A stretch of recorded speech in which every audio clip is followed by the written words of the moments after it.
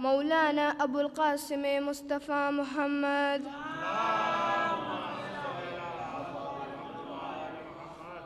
وآل الطیبین الطاہرین اما بعد قال رسول اللہ ھذا حسین فارفوہ. صلوات پڑھیں محمد والے محمد. رسول خدا ارشاد فرما رہے ہیں ھذا حسین فارفوہ، یہ حسین ہے، اسے پہچانو. رسول خدا نے یہ بات کب اور کہاں کہی؟ رسول نے یہ بات اصحاب کے مجمع میں اس وقت کہی جب وہ خطبہ دے رہے تھے اور امام حسین مسجد میں داخل ہوئے اور ان کا پیر ان کی ابا میں الجھا اور یہ طے تھا کہ آپ گر جاتے کہ رسول خدا نے اپنے خطبے کو توڑا، آپ کو سنبھالا، گودی میں آپ کو لے کر اوپر آئے، منبر پر آئے اور کہا ھذا حسین فارفوہ، یہ حسین ہے، اسے پہچانو. جی چاہتا ہے کہ رسول خدا سے ہاتھ جوڑ کے کہا جائے کہ اے میرے مولا، کون نہیں جانتا کہ یہ حسین ہیں، آپ کے نواسے ہیں، علی کے پسر ہیں، فاطمہ کے لخت جگر ہیں اور حسن کے بھائی ہیں. سب جانتے ہیں کہ اس کا حسب نسب کیا ہے، پھر آپ یہ اصحاب کے مجمع میں کیوں کہہ رہے ہیں کہ یہ حسین ہے، اسے پہچانو؟ عجب نہیں کہ رسول خدا کی آواز آئے اور وہ یہ کہیں کہ اے نادان، میں نے یہ نہیں کہا کہ یہ حسین ہے، اسے جان لو، میں نے کہا یہ حسین ہے، اسے پہچان لو.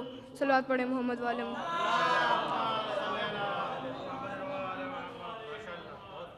یعنی یہ معلوم ہو جاتا ہے کہ جاننا الگ شے ہے اور پہچاننا الگ شے ہے. جاننا الگ چیز ہے اور پہچاننا الگ چیز، یہ دونوں ایک نہیں ہیں. اب میں آپ لوگ کو ایک مثال دے دوں تاکہ آپ لوگ تک یہ بات واضح ہو جائے. آئیے کربلا کے میدان سے ہی اس جاننے اور پہچاننے کے فرق کو معلوم کیا جائے.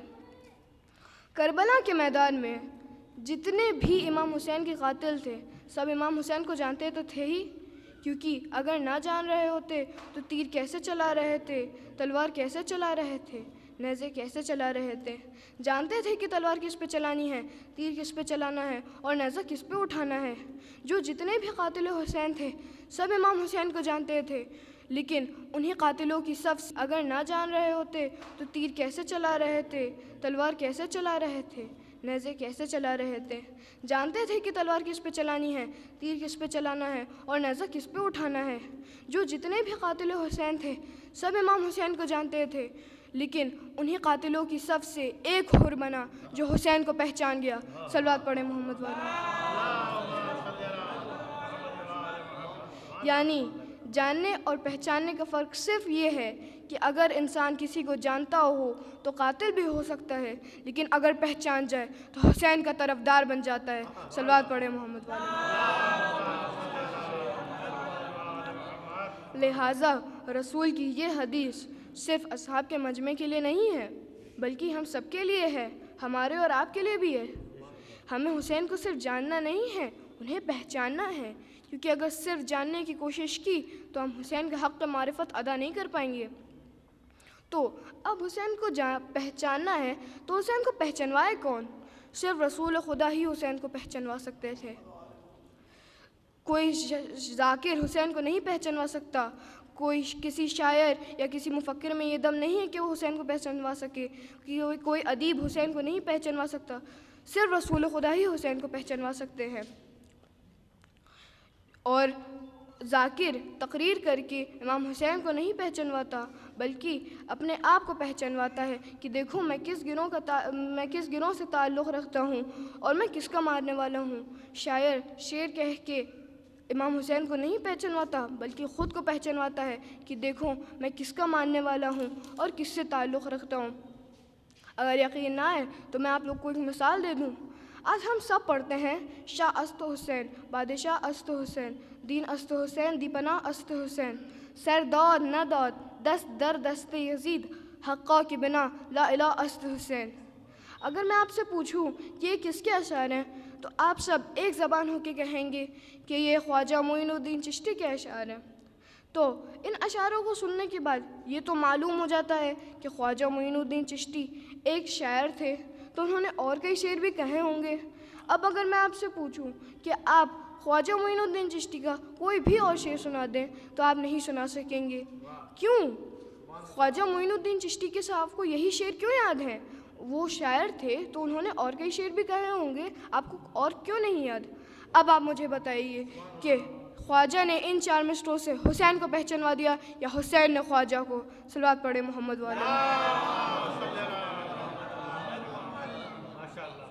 معلوم ہوا کہ جو امام حسین کا ذکر کرتا ہے امام حسین اس کو پہچانوا دیتے ہیں، یا وہ ذاکر خود کو پہچانواتا ہے کہ دیکھو میں کس کا ماننے والا ہوں اور کس گنوں سے ہوں، ورنہ یا تو امام حسین کو خدا پہچانوائے یا تو رسول خدا۔ اسی لیے رسول خدا اصحاب کے مجمع میں کہہ رہے ہیں ھذا حسین فعرفوہ، یہ حسین ہے اسے پہچانو۔ تو کیا وہاں بیٹھے لوگوں نے حسین کو پہچان لیا؟ نہیں۔ اگر لوگ حسین کو پہچان جاتے تو کربلا کے تپتے ہوئے صحرے میں حسین کو اپنے جگر کے ٹکڑوں کی قربانی نہ دینی پڑتی۔ اگر لوگ حسین کو پہچان جاتے تو زینب و کلثوم کو بے پردہ شام و کوفہ نہ پھرایا جاتا۔ اگر لوگ حسین کو پہچان جاتے تو سکینہ کو تماچے نہ کھانے پڑتے۔ اگر لوگ حسین کو پہچان جاتے تو سجاد کو بیڑیاں نہ پہنائی جاتی۔ ہاں عزیزوں، روز عاشورہ حسین کبھی اون و محمد کا لاشا خیمے میں ملاتے ہیں، تو کبھی علی اکبر کے سینے سے برچھی کھینچتے ہیں، تو کبھی قاسم کے ٹکڑوں کو گٹھری میں باندھ کے لاتے ہیں، تو کبھی عباس کے بازوؤں کو اٹھاتے ہیں، تو کبھی اصغر بے شیر کو کربلا کی زمین میں چھپاتے ہیں۔ ہاں عزیزوں، وہ وقت بھی آیا جب حسین کربلا کے میدان میں تنہا رہ گئے۔ مجھے نہیں معلوم کہ کس طرح حسین بیویوں سے رخصت ہوئے ہوں گے، لیکن کس طرح سکینہ سے رخصت ہوں گے، لیکن حسین کے جانے سے خیموں میں ایک کوہرام مچ گیا۔ حسین کربلا کے میدان میں گئے، وہ جنگ کی ہے کہ دشمن گھبرا گیا، لشکر نے پیچھے ہٹنا شروع کیا۔ ایک بار حسین نے دریا کی طرف رخ کیا اور کہا اے عباس، تمہیں بہت شوق تھا نا حسین کی جنگ دیکھنے کا، آؤ دیکھو کربلا کے میدان میں آج حسین اکیلا جنگ کر رہا ہے۔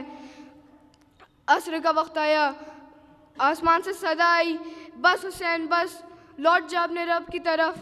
حسین نے تلوار کو میان میں رکھا، بھاگی ہوئی فوج پلٹی، لوگوں نے حسین پر حملہ کرنا شروع کیا۔ ایک وقت آیا جب زمین کربلا کو زلزلہ آیا، فرات کا پانی نیزوں اچھلنے لگا اور ایک منادی سے صدا آئی قتل الحسین بکربلا، ذبح الحسین بکربلا۔ السلام عليك يا أبا عبد الله، السلام عليك يا أبا عبد الله، السلام عليك يا أبا عبد الله، يا أبا عبد الله، السلام عليك يا أبا عبد الله، السلام